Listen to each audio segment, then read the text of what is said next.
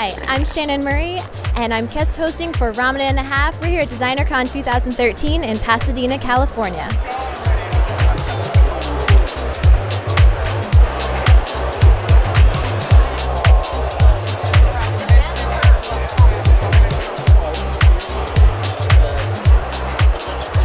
Hi Kathie, what was the inspiration for the collection that you have with us here today? A lot of these characters are just repetitive characters that have been in my work for a while, and they tend to be alter egos that they either have tentacle legs or they've taken on animal characteristics, and a lot of it is just building your own defense mechanisms, like a sense of like armor or something like that, where they're just imagination. A lot of it is just based on this daydreaming and things that, you know, if you could create your own appendages or you could create your own sense of self, like what would you create? And so a lot of it's based on like spirit animals like rabbits and bears and just things that are stronger than you, anything that you would want to take on or be yourself into. What's your spirit animal? I'm really drawn to rabbits and squid. I don't know why, I don't know what the connection is, but I really love tentacles, and I've always had an odd connection to rabbits. You'd be a squid rabbit. Yes, or a rabbit squid. Yes, yes, a rabbit with rabbit ears with tentacle legs. That's my spirit animal. And what scares you the most? What scares me? I think really not. I'm really not afraid of anything. I think I'm afraid of regret, and I think I've lived my life without regret. And so as long as I can do what I want and not feel bad about it, I think that's empowering to me. So I try to live without, missing anything. What type of training have you had for art?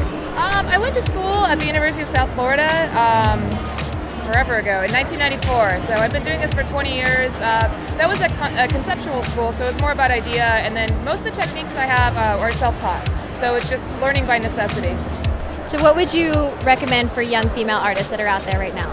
I would say figure out what you want, try and learn. I learned the most from, actually I was a caricature artist, that's how I put myself through school, and just drawing, like hundreds of drawings every single day, just out of necessity. That's the best way to learn. And so, but I definitely think if you can attach yourself to another artist that can then teach you and you can be mentored, a lot of it is just like finding the right internship. That's the way you really learn, by just immersing yourself and doing it every single day. Okay, great. Well, thank you so much. Oh, thank you. It's a great interviewing you.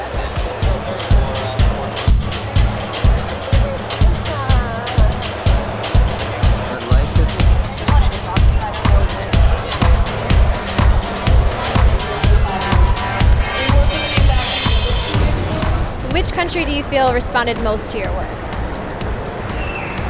Probably Eastern Europe. I have a huge explosion of people that follow me in Russia and the Ukraine and Poland and places like that. And I think a lot of it may be because there's a really strong doll making tradition there historically, whereas we in the States, we don't necessarily have that kind of craft tradition.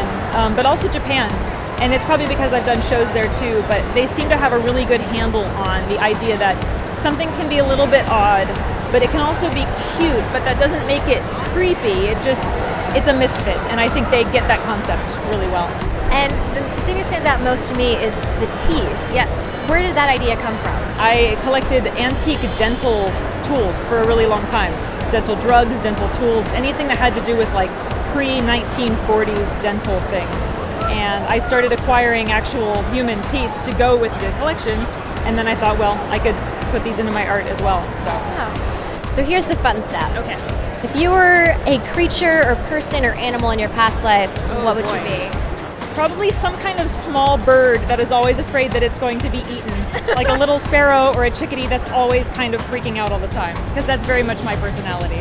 What type of toys did you used to play with when you were a child? When I was a kid, I grew up in the early to mid 80s, so I had lots of ponies because you could collect all the colors. I didn't really do dolls, like human dolls, very much. My Little Ponies were the only kind of brushable hair things that I had. More than that, I loved big plastic bugs. Like my parents would go to museums and get me like the big model ants and grasshoppers. I liked those. I collected rocks. Not a whole lot of mass market toys. It was mostly like rock sticks, My Little Ponies, and She-Ra. That was the other thing, because she had a big sword and that was awesome. For young women now, what type of training did you have, and what type of training do you recommend? I went to school, so I went to college. I have a BFA in graphic design, actually.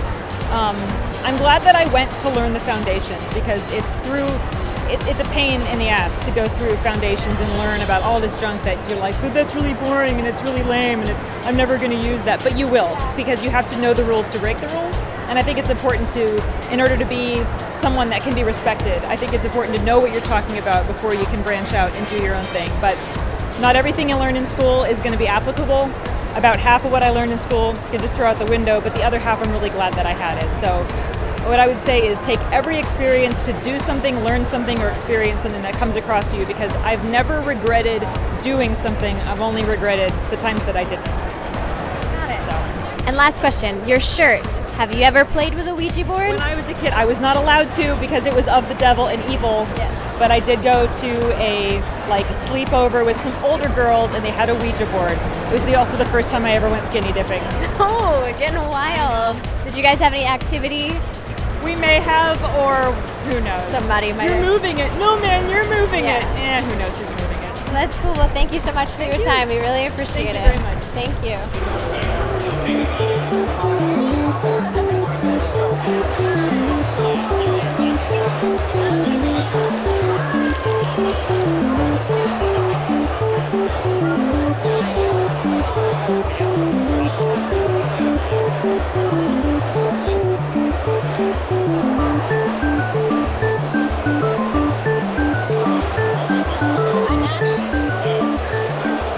What was your inspiration behind your latest projects?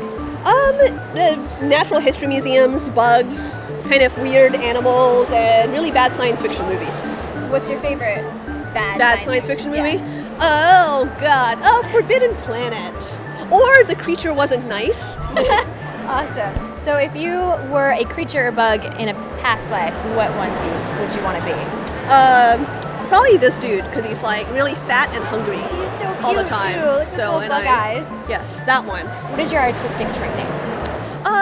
Not that much actually. I majored in theater arts, so I'm a scenic designer by trade and like scholarly experience. But you know, it translates really well because I'm trained in like prop making and scenic design and painting, just not like the art school way. Right. So, Do you have an idea of what your next project's going to be? I have a show in May with Leslie Levings, Okay. who's doing the Beasley's booth somewhere over here. And it's going to be a show called Symbiosis, and it's going to be all about like little ecosystems and how like bugs interact with each other and you know, tiny little habitats, that sort of Okay. thing. So I'm super excited. That It's sounds going to be in May. awesome. Are you going to do some scenic designs for the show? Yeah, most likely I'm going to be building a whole lot of like tiny dioramas and things like that. So awesome. Oh, cool. Well, thank you so much. I It was appreciate awesome it. meeting you. Nice meeting Thank you as you. well.